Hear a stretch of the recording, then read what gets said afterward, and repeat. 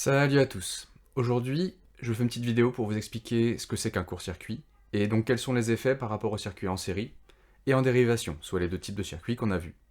On vous a toujours dit que c'était dangereux? Eh ben c'est ce qu'on va vérifier. Allez, c'est parti.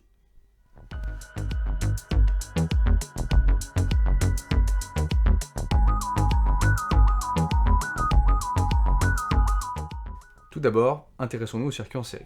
Dans un circuit en série, tous les composants électroniques, ou appelés dipôles, sont disposés sur une seule boucle. C'est-à-dire que les composants sont disposés les uns à la suite des autres. Le courant n'a donc qu'un seul chemin circulé, c'est donc un circuit en série. D'ailleurs, si je dévisse une lampe, hop, on s'aperçoit que l'autre lampe arrête de fonctionner parce que la boucle est cassée, il y a un trou dans la boucle, le courant ne peut plus circuler. Maintenant, réalisons un court-circuit. Un court-circuit, c'est en quelque sorte une déviation du courant, on le fait passer par un endroit où il ne devrait pas passer. Donc par exemple par un fil, ou par un matériau conducteur, comme une fourchette dans la prise par exemple. Ne faites pas ça à la maison. Donc ici, on va brancher l'extrémité d'un fil sur une lampe, et l'autre extrémité sur l'autre côté de la lampe. C'est parti.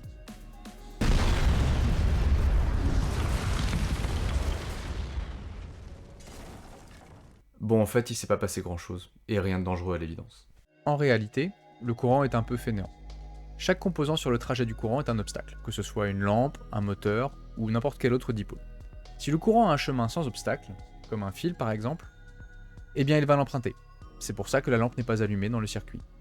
Le courant ne la traverse pas, et passe par le fil de connexion. Maintenant, on va voir ce qu'il se passe dans un circuit en dérivation, qui est le circuit le plus commun et surtout le plus utilisé, notamment dans nos maisons. Mais pour cette expérience, je vais avoir besoin d'un petit truc en plus. De la laine de fer.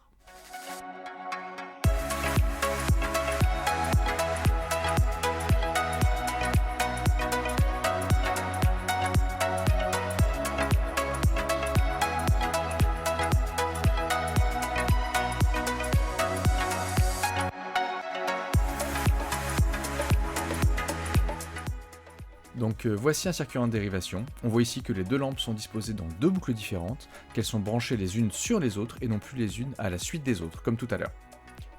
On peut voir également que la luminosité est plus forte que dans le circuit en série, et que si j'en dévisse une, l'autre reste allumée.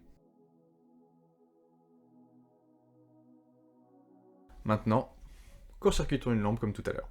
C'est parti, court-circuitons une des deux lampes du circuit en dérivation en mettant un fil à une extrémité de la lampe et l'autre fil à l'autre extrémité. Première remarque, on voit que tout s'éteint, c'est-à-dire qu'a priori le courant ne passe par aucune des deux lampes, et deuxième chose, la laine de fer se met à brûler.